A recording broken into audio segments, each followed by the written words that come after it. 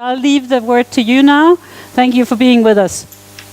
Okay, thanks so much, Hannah. And I've been asked to speak about the Anthropocene and its potential and existence in an age of conflict in relationship to artificial nature. So I'm going to give a presentation that draws on my recent book project that's called Against the Anthropocene. So the Anthropocene thesis can be roundly criticized for its assorted failings, terminological, philosophical, ecological, and political. In my recent book, Against the Anthropocene, I detail these problems in relation to popular science websites like this one, and I investigate the term's tendency to disavow responsibility, generalizing the historical causes of climate change as if it's all a matter of so-called human activities, and likewise failing to differentiate its effects, a move that flies in the face of climate justice. The problem is also that the Anthropocene thesis regresses to human exceptionalism in an age of multi-species mutuality. An example of this is the publication of the Multi-Species Salon by Eben Kirksey. And it also offers an ideological mechanism of choice by advocates of geoengineering who posit techno-fixes as the necessary solution to catastrophic climate change, failing to see the origins of environmental transformation in the long history of fossil fuel capitalism. So that's basically a quick overview of my book project. Nonetheless, the Anthropocene remains significant for one reason. It registers the geological impact of colonial and industrial activities on Earth's natural systems. And as such, it offers an important wedge, one that unites climate science and environmental studies with the environmental arts and humanities against climate change denial, funded generously, especially here in the States, by the destructive and profiteering fossil fuel industry. And now with the momentum of its growing adoption across diverse fields of academic, science, cultural, and artistic practice, the term Anthropocene is likely here to stay, especially with its official endorsement by the International Union of Geological Sciences in 2016. Still, there are other contenders for geopolitical descriptors, which I'd like to discuss. And among them is the Capitalocene, the age of capital, which has the advantage of naming the culprit and sourcing climate change not in human species being and its generalizations, but within the global scale, world historical, and politico-economic organization of modern capitalism, stretched over centuries of enclosures and colonialisms, industrializations, and globalizations. Considering its 15th century origins, the visual culture critic Nick Mirzoff writes that the Anthropocene began with a massive colonial genocide. Yet why not acknowledge that history in the term itself? The Capitalocene thesis foregrounds how capitalism evolved within and against nature's web of life, as well as brought ecological transformations to it. In other words, the crisis of climate change owes not simply to a substance like oil or coal, or to a chemical element like carbon, but to complex socioeconomic, political, and material operations involving classes and commodities, imperialisms and empires, and biotechnology and militarism. Investigating the visual cultures of extraction, one of the key elements of the Capitalocene, that's been the subject of a recent Center for Creative Ecology's research project that took place last winter and spring, comprising an artist screening series and lecture series and a number of research field trips to sites of material and labor extraction, and a 2-day conference last May. One of the texts we read, in fact, was Andreas Malm's Fossil Capital. For more info on that, please check out the website of the Center for Creative Ecologies, which I direct at UC Santa Cruz. So the question of this terminological choice is not simply a matter of semantics, but I think of historical truth as well as prospective and transformative justice. To pursue an effective transition toward a post-fossil fuel future that is socially and politically equitable. and to create a common world in which all will not be blamed for the activities of the few, and where culpability for ecocide is assigned to those responsible so that a livable future becomes not only possible but guaranteed. So that's the argument, that's the goal that I think we're all looking for here. So that said, no doubt we need many names to account for the sheer complexity and multiple dimensionality of this geopolitical economic formation, as well as to identify effective sources of resistance and inspire emergent cultures of survival.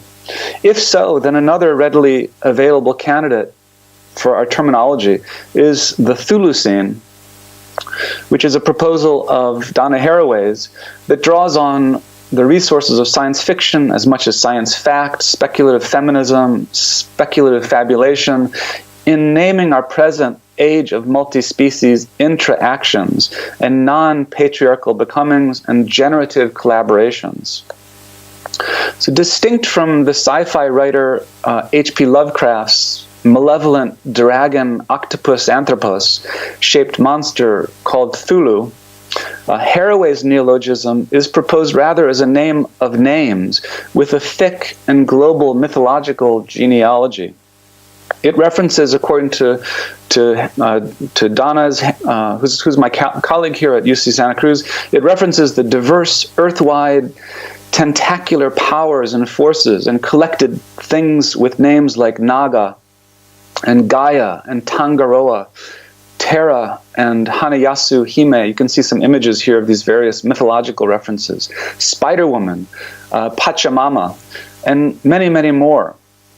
The Thulucene, which comes from the Greek Chthan, or the chthonic ones, the underground ones, and the now of Kainos, suggests then myriad temporalities and spatialities and myriad interactive entities in assemblages, including the more than human, other than human, inhuman, and human as humus, as in the soil that grows plants. So that's the post-anthropocentric, non-human exceptionalist and post-individualist basis for Haraway's rejection of the Anthropocene's regressive figuration, and equally the Capitolacene's insufferable reality. Both for her are mired in cynicism and defeatism and game-over rhetoric, or alternately represent an irresponsible, looking-away kind of techno-utopianism. So contrary to the essentializing figure of Anthropos, one of many images here that could show the classical figure of Anthropos, or the human, which assumes the human to be self-sufficient, singular, sovereign of the world, the Thulucene conceptualization reveals the distributed, entangled, and interconnected agencies involved in climate chaos as much as its antidote, the condition of life's ongoingness.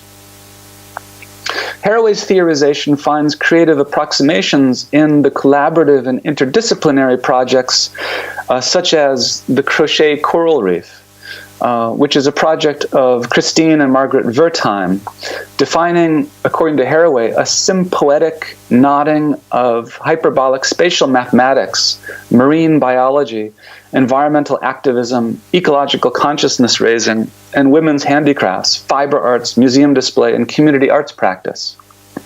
Or the cosmopolitics of Diné Navajo, Native American weaving in Arizona's Black Mesa territory, where the wool of churro sheep is used to materialize animal-human relations of responsibility in the wake of colonial oppression and in the current extraction sacrifice zones of excess death and threatened ongoingness of life. And Haraway also calls attention to Beatrice da Costa's Pigeon blog. This is a shot from its website. It's a work embracing companion species and techno-organic hybridity to address environmental justice in California and to repair blighted neighborhoods and social relations. These are all remarkable examples of ecological arts, based in cross-species and mutual care, interdisciplinary collaboration, and long-term post-colonial and environmental engagements occurring beyond the walls of conventional art institutions and commercial art markets. They outline the necessary ethics of responsibility, the ability to respond, and the skilled capacities for survival on a damaged planet that comprise so many ecologies of practice, joining interspecies justice, ethical mutuality, and sustainable co-belonging. So that's the Thulucene.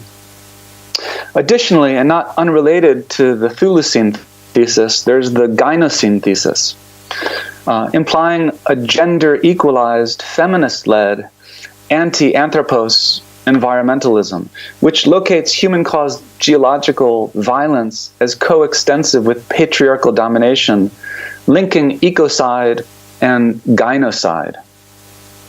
According to the artists who proposed this, they write, we declare the imperative necessity for a new geological era to be commenced before the Anthropocene is even officially admitted on that scale. It might be that by the time it gets fully acknowledged, it'll be too late. Rather than continue to contemplate our annihilation or contribute to it or declaring ourselves hopeless in front of it, we should at least try another approach. And this approach has to exclude patriarchy in all its expressions and institutionalized forms of violence, domination, exploitation, slavery, colonialism, profit, exclusion, monarchy, oligarchy, mafia, religious wars. So that's Alexandra Perici and Raluca Voinea from their Manifesto for the Gynocene, Sketch for a New Geological Era. Contesting the ravages of Anthropos, and equally the inequalities of capitalist rule, the Gynocene Manifesto calls for new modes of eco-feminist stewardship, resonating in part with indigenous post-colonial reverence for Mother Earth, or Pachamama, as it's set within the multifaceted rights of nature mobilizations in South America, for instance. Their indigenous practices of living and cultivating the forests and the lands and rivers over more than 13,000 years contrasts with the natural cultural plunder practiced by globally networked high-tech colonial and industrial societies, which over 5 centuries of colonialism and globalization have brought the biological, physical, cultural, and human measures of Amazonia to a devastating crisis point. The present movement of indigenous-led environmentalism is spreading rapidly, evidenced by the People's Climate March in New York in September of 2014, of course before the current president administration, which, drawing together more than 300,000 participants, was the largest such demonstration in history related to environmentalism.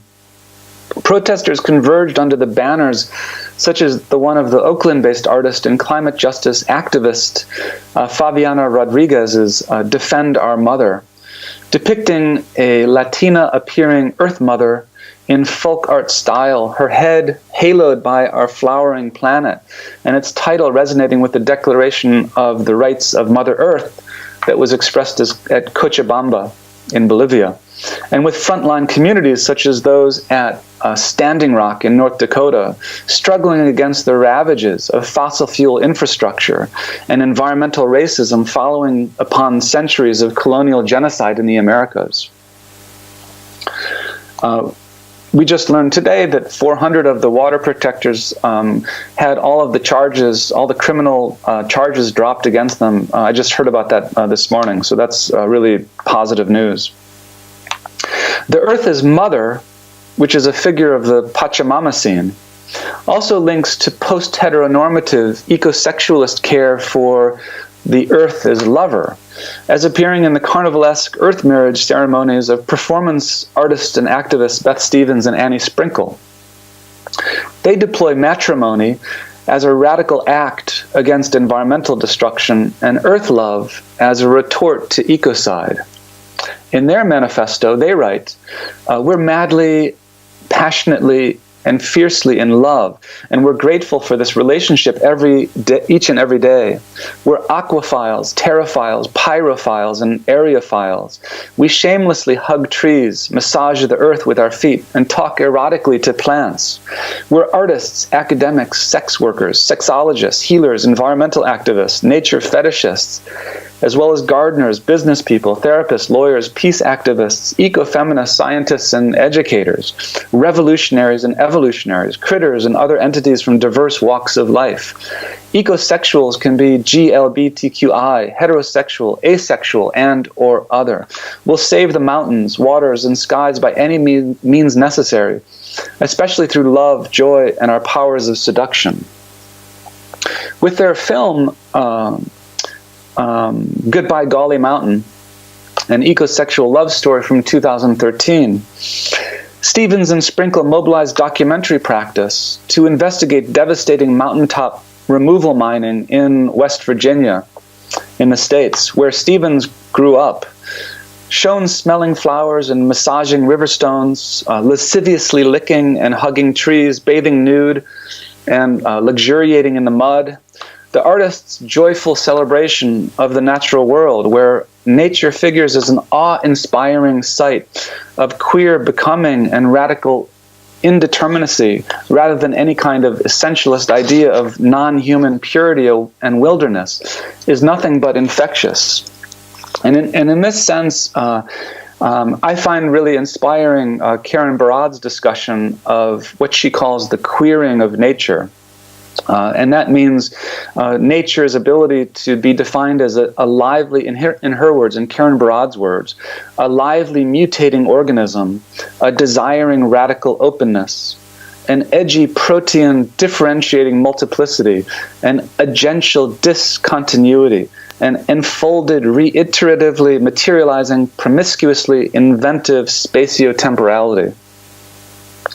That's quite a dense passage, but I think it's really helpful to explore that at length and talk about what Karen Barad calls nature's queer performativity. So Sprinkle and Stevens then juxtapose anti-mining civil disobedience with unexpected alliance formation, inspiring activist community building, and response to the horrific blasting of mountaintops, the ecocidal destruction of streams and aquifers, and provides testimony of corporate deceit, contrasting that with their loving ecosexual romance, modeling a refreshingly libidinal way of being political. Moving on, another alternative to the Anthropocene is the Plantation Aseem.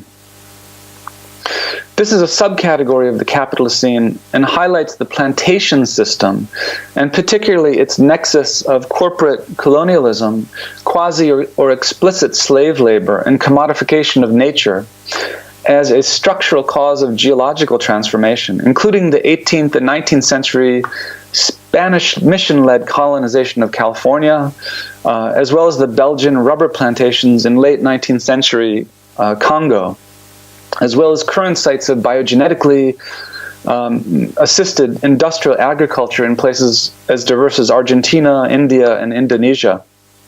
The plantation system intensified the oppression of women and the re-regimentation of normative racial and gender codes, and suppressed interspecies co-becomings and nature-cultural mutualities, as the anthropologist Anat Singh observes. As such, it brings to mind as well the Homogenocene, the epoch of genetically and industrially induced monocultures, at the cost of mass extinctions, identifying the or anti-biodiversifying effects of globalization's reduction of natures to the commodity form via corporate extractivist strip mining, oil drilling, monocrop planting, dam building neoliberalism. And then there's also the Plasticene, the age of plastic, which, as writers like Heather Davis argues, figures as perhaps the most exemplary and material substrata of living and dying in contemporary capitalism. Indeed, there's so much plastic in our landfills, waste dumps, and rivers and oceans that micropolymer particles, the kind used commonly in toothpaste and cosmetics, have become omnipresent, found to have made a home in the most remote deep sea sites before even initial human exploration. We can expect traces of the plastic material to last in the fossil records for millennia to come. Expressive of the fantasy of unending economic growth, the material's seemingly death-defying quality, it takes tens of thousands of years for plastic to dissolve, is made possible by its petrochemical basis, which also indicates the permanency of its environmental devastation. Ubiquitous in consumer society, its production is only set to grow. While 280 million tons of plastic were produced in 2012, it's expected to rise to 33 billion by 2050. So it appears that we're literally transforming our environment into plastic. All of the terms discussed above then, and there are still many more, provide urgently needed conceptual tools to test, rethink, and theoretically challenge the Anthropocene thesis. One additional problem with the latter, as we've seen, is what the sociologist Jason Moore refers to as its consequentialist bias, meaning its tendency to focus on the effects of climate change, such as global warming, CO2 pollution, sea level rise and drought, etc., while ignoring the structural causes, what Jason Moore analyzes as the formation over centuries of capitalism in nature and nature in capitalism. So in that sense, they were never opposed or split, but co-evolved in this relation of interactive mutuality. In this regard, for instance, Bill McKibben, the U.S. environmentalist and founder of 350.org, his recent analysis of climate change's so-called world war appears conceptually misguided, I think, and politically questionable. It's not climate change or nature or carbon that's the enemy, as McKibben's liberal confusion of cause and effect has it, but rather the world historical system that has produced them. The Capitalocene, then, locates the origin of the crisis in capitalism's exploitative relations to labor and food and energy and raw materials. These figure as so many cheap natures, according to Moore, which, after centuries of exploitation, are now no longer easily available. And there are no more new frontiers and peoples to conquer, only ever more extreme forms of extraction, such as Arctic fossil fuel exploration, or fracking for dirty oil, or deep sea drilling, and redoubled but ever precarious modes of military resource wars and global interventions. This situation of crisis leaves us with a choice: either an Anthropocene, Capitalocene future of extreme geoengineering in an age of climate change catastrophe, ruled by centralist, increasingly authoritative governments and their repressive militarized police forces, alongside ever-heightening forms of socioeconomic and political inequality. This future is foretold in countless dystopian films, and the present state of police violence and military brutality as challenged by the intersectionalist Black Lives Matter movement, for instance, and indigenous resurgence is exemplified at Standing Rock. Or, alternately, the formation of relocalized, sustainable cultures based on renewable energy systems, degrowth and redistributive economics, climate justice and regional sovereignty, rights of nature, and new forms of human and even interspecies political inclusion and post-capitalist democratic practice. While the latter scenario may seem more challenging than ever, especially today given our political environment, it's in fact the belief that we can carry on according to the status quo without changes to our social, political, economic, and environmental systems that is truly delusional. It becomes clear then, as Daniel Hartley argues, that at its outer limit, ecological struggle is nothing but the struggle for universal emancipation. So if the Capitalocene sanctions a more directed address of the processes and causes of current ecological violence, then numerous artist and activist practices are already providing proposals that insist on embedding experimental visual culture within social engagements and collaborative social movements that are posed against the Anthropocene. They're doing so in order to foster creative forms of life, joining survival to cultural resilience, indigenous sovereignty to multi-species composition, and democratic practice to economic justice and ecological sustainability, which hope to overcome what Haraway calls the Anthropocene's killing of ongoingness. So let me identify a few further examples in conclusion. One model that I find really productive is Ursula Beeman and Paulo Tavares's video installation called Forest Law from 2014. It's a video and mixed media installation that investigates the history of destructive oil extraction in the Ecuadorian Amazon and explores indigenous resistance and environmental activism and legal proposals for transformative justice based in the rights of nature. Between 1964 and 1992, we learn, Texaco, before it merged into Chevron in 2001, dumped approximately 18 billion gallons of toxic wastewater in the tropical rainforest. And the result has plagued local communities with the slow violence of increased rates of cancer and miscarriages, immune system deficiencies, and other serious health problems. The organization Amazon Watch described the pollution as one of the worst environmental disasters on our planet, and it still exists today. Beeman and Tavares's project, which also includes research material presented as a small catalog, details the struggle of the Shuar and Suriyaku minority peoples, indigenous peoples, for their struggle for justice through laws newly enshrined in Ecuador's constitution that protect the rights of nature.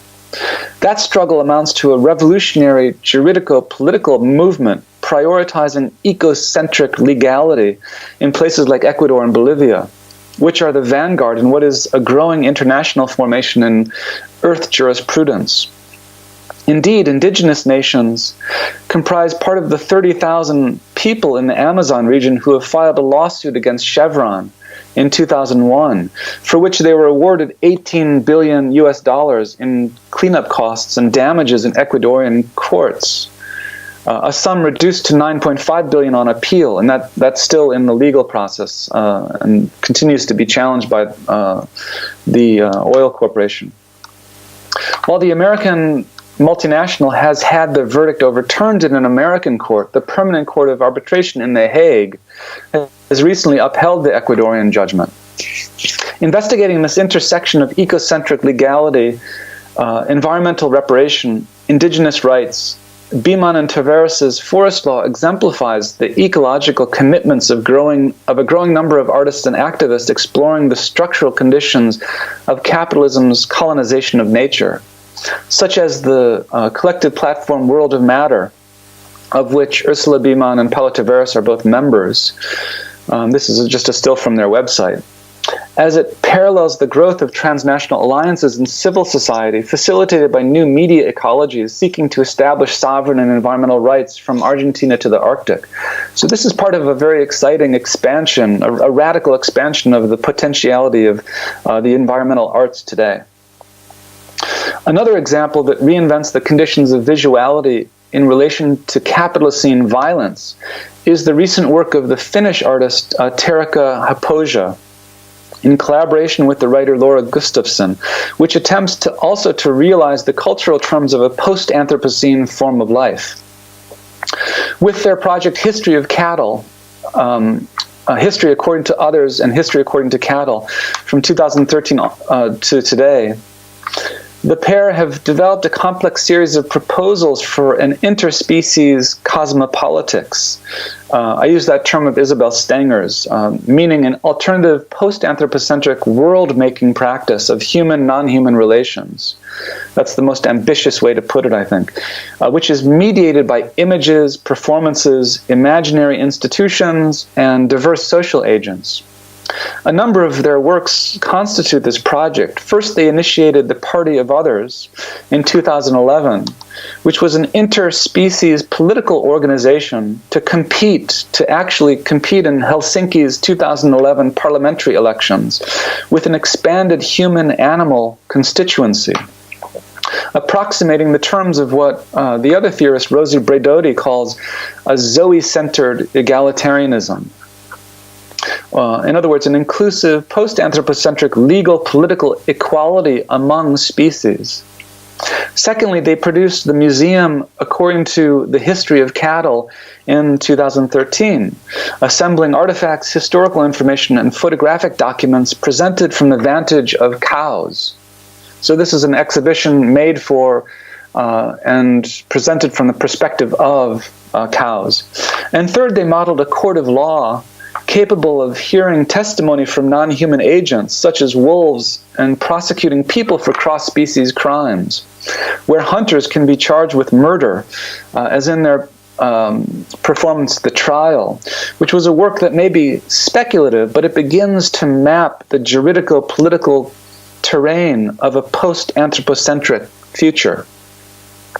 Lastly, consider Climate Games, a climate justice action-adventure game initiated by the Laboratory of an Insurrectionary Imagination. Based in Brittany, France at the time, the collective, including the artist-activists Isabelle Frémaux and John Jordan, have been working over the last decade at the intersection of climate justice activism, permaculture gardening, radical theater, and experiments in anti-capitalist collective living. In the fall of 2015, Climate Games intervened in and contested the anti-democratic power of multinational corporations in determining the agenda of the United Nations Climate Change Conference, COP21. That was 2015 in Paris.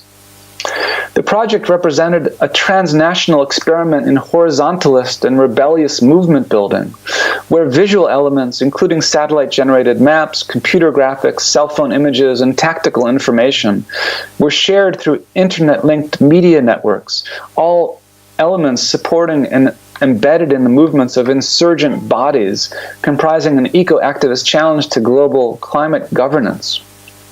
Working in solidarity with Blockadia movements positioned against oil pipelines and fossil fuel infrastructures, such as this still from the activities of Ende Gelände that's happening in Germany and continues to today, shutting down lignite mines in the area of the Ruhr Valley. So working in solidarity with these kind of groups, our work as mass mobilization invited semi-autonomous participants and activists all over the world to coordinate creative political interventions and nonviolent civil disobedience, and compete for Climate Games awards by registering and documenting their activities on a networked website.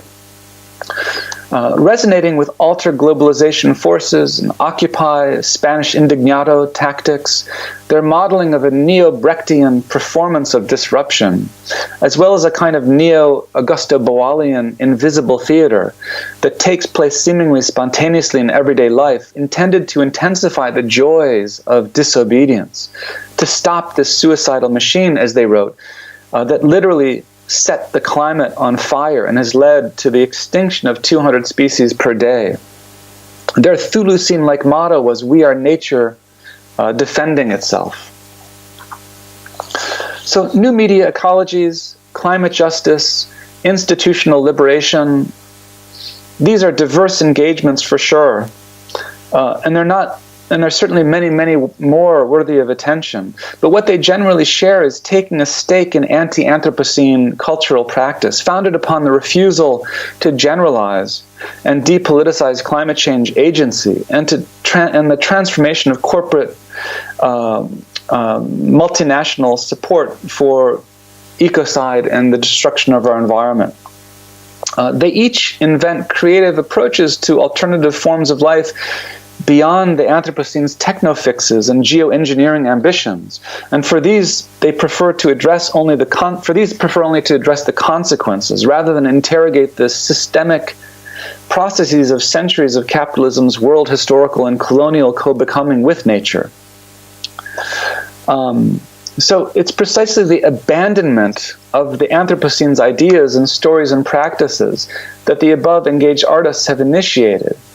The transversal connections between politicized collectives and their rebellious poetics disperse for sure into countless names.